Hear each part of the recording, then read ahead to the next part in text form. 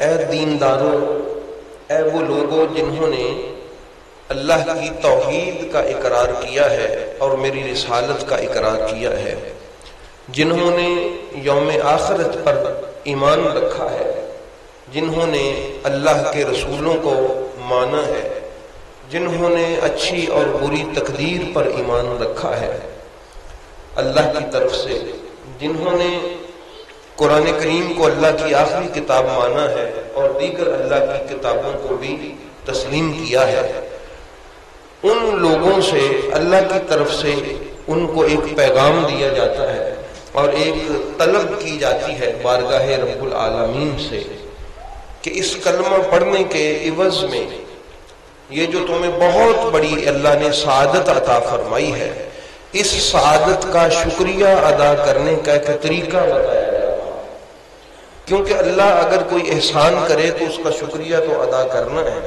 رسول اگر کوئی احسان کرے تو شکریہ تو ادا کرنا ہے، تو اس کا شکریہ تم ادا کر دو تاکہ تمہارے اس شکریہ کو قبول کر کے تمہارے کلمے کو بھی قبول کر لیا جائے، تمہارے ایمان کو بھی قبول کر لیا جائے۔ تو یا اللہ پاک وہ کون سا طریقہ ہے؟ تو اس کے بارے میں ارشاد فرمایا کہ محبوب ان سے آپ کہیں کہ اس سارے دین کے بدلے میں تم ایسا کرو کہ اہل بیت اطہار سے، میری قرابت سے محبت کیا گیا، یہ تمہارا کلمہ قبول ہو جائے گا، تمہارا اسلام لانا، تمہارا دیندار ہونا قبول کر لیا جائے گا۔ تو حدیث پاک کے الفاظ ہیں حضرت عبداللہ ابن عباس رضی اللہ تعالی عنہما، یہ صحابی بھی ہیں، یہ اہل بیت بھی ہیں، نبی پاک صلی اللہ علیہ وسلم کے چچا کے بیٹے ہیں حضرت عبداللہ ابن عباس رضی اللہ تعالی عنہما۔ پھر صحابہ میں سے بھی عام صحابی نہیں ہیں بلکہ سید المفسرین، جن کو پیدا ہوتے ہی میرے محبوب نے قرآن کریم کا مفسر ہونے کی دعا کی تھی کہ یا اللہ میرے چچا کا یا یہ بیٹا، اپنے لعاب دہن کی گھٹی دی، سینے سے لگایا اور دعا کی کہ مالک اس کو قرآن کا مفسر بنا دے۔ اسی لیے حضرت عمر فاروق رضی اللہ تعالی عنہ جب صحابہ کرام کو بٹھاتے تو حضرت عبداللہ کو اپنے ساتھ ان لوگوں میں بٹھاتے جو زیادہ عمر والے تھے، جو فقیہ تھے، جو قرآن و حدیث پر بڑا عبور رکھتے تھے، جن کو بڑا ملکہ حاصل تھا مسائل شریعت کے ڈسکس کرنے میں۔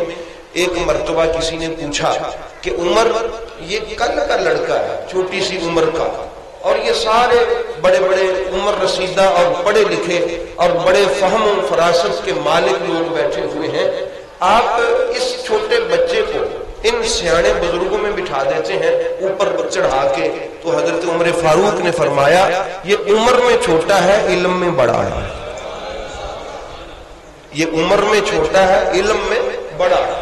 یہ حضرت عبداللہ ابن عباس ہے کہ جن کے عالم ہونے کی دعا ان کے پیدا ہوتے ہی میرے مصطفیٰ نے کر دی تھی، تو یہ دعائے مصطفیٰ کا اثر تھا۔ وہ جناب عبداللہ ابن عباس رضی اللہ تعالی عنہما فرماتے ہیں کہ لما نازلت هذه الآیہ، یہ جو آیہ کریمہ ہے نا لا اسألکم علیہ اجرا الا المودۃ فی القربى، جب یہ نازل ہوئی تو پھر ہوا کیا؟ ہوا یہ کہ قالوا، صحابہ کرام عرض کرنے لگے، جو سامنے صحابہ کرام تھے انہوں نے عرض کیا اللہ کا حکم آیا ہے کہ میری قرابت سے مودت کرو، میری قرابت سے کیا کرو؟ مودت کرو۔ قالوا یا رسول اللہ صلی اللہ علیہ وآلہ وسلم من قرابتک ہؤلاء الذین وجبت علینا مودتہم، یہ آپ کی قرابت کون ہے؟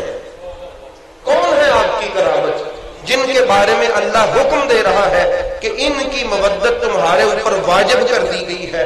کن کو ہم نے ماننا ہے؟ کن کے ساتھ مودت کرنی ہے؟ کن کے ساتھ ہم نے محبت کا رشتہ پکا کرنا ہے؟ وہ کون لوگ ہیں آپ کی قرابت میں؟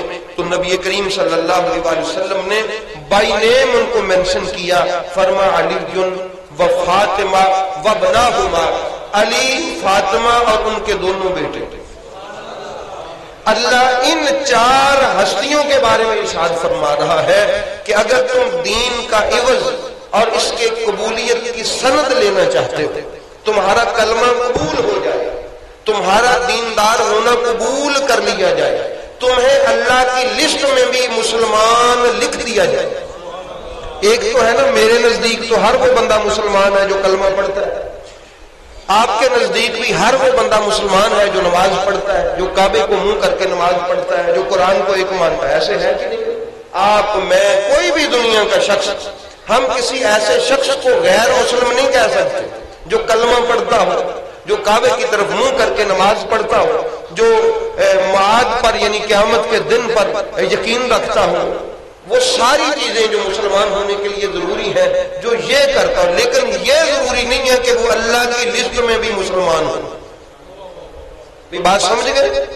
ہم تو یہ جرت نہیں رکھیں گے کہ ہم اس کے بارے میں کہیں کہ یہ مسلمانوں میں سے ہے یا نہیں ہے۔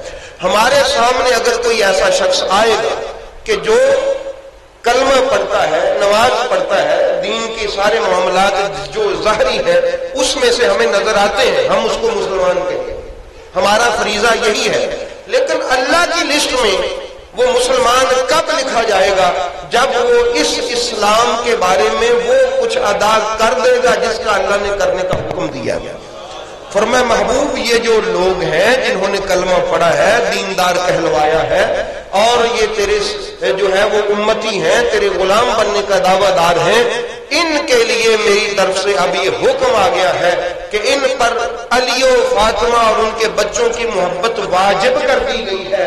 اس واجب کو ادا کریں گے تو میری لسٹ میں بھی ان کو مسلمان لکھ دیا جائے گا۔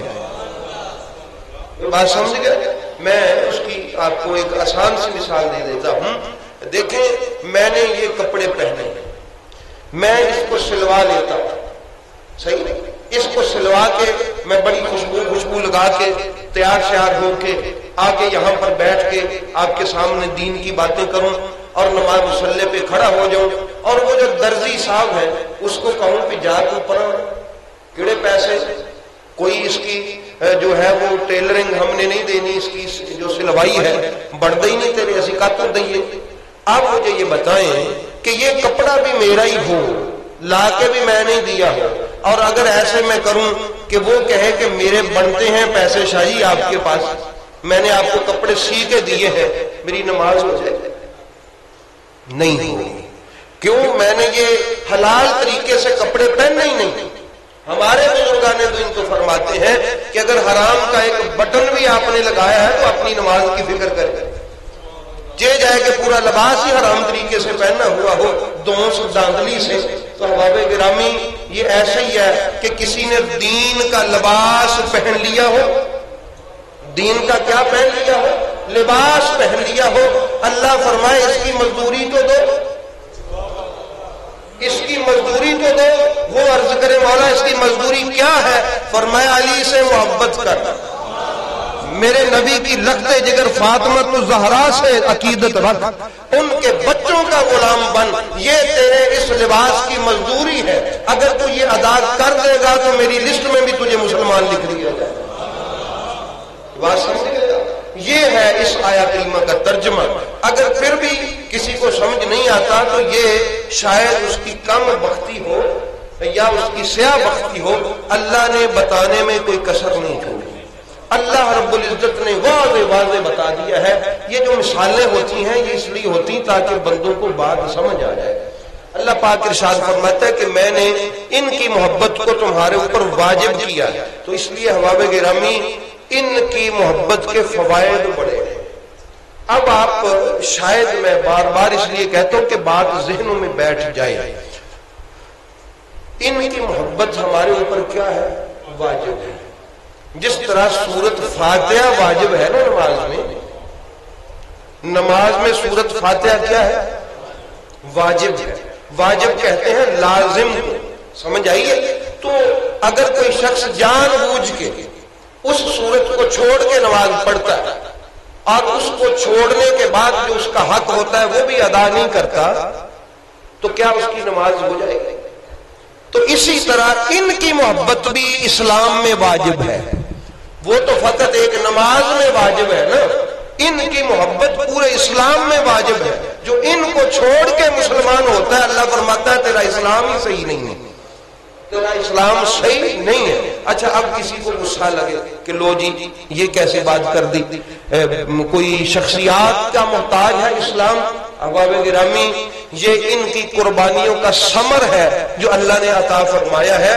ان کے دین پر احسان اس قدر زیادہ ہے، اس خاندان کی دین کے لیے قربانیاں اس قدر زیادہ ہیں کہ اللہ رب العزت نے فرمایا کہ ان کا حق بنتا تھا کہ ریوارڈ میں ان کو یہ بات دی جائے، عطا کی جائے کہ ان کی محبت کو ہی اسلام بنا دیا جائے، ان کی محبت کو کیا بنا دیے؟ اسلام بنا دیا جائے۔ تو اس لیے احباب گرامی، حضور نبی رحمت صلی اللہ تعالی علیہ وآلہ وسلم اپنی امت کا بھلا بلکہ بھلا چاہتے ہیں، بلکہ یوں کہیں کہ اللہ امت مصطفیٰ کا بھلا چاہتا ہے۔ اللہ نے بھلا چاہا اور فرمایا محبوب ان سادہ لو لوگوں کو بتا دیں، یہ کہیں کسی کی باتوں میں آ کے اس گھر کو چھوڑ ہی نہ بیٹھے، ان سے پیچھے ہی نہ رہ جائیں۔ محبوب ان کو سمجھا دیں کہ ان کے ساتھ ساتھ رہیں، ان سے محبت کریں، ان سے پیار کریں۔